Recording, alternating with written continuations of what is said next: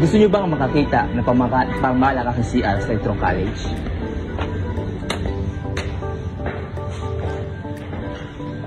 At syempre, dito sa Electron College, air condition ang CR namin.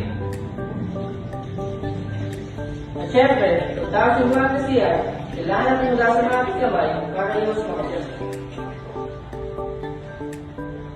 Dito sa Electron, hindi lang isa, dalawa, kundi marami tayong CR na pwedeng gamitin ng mga students natin. So again, We are from Electron College of Technical Education, Main Campus.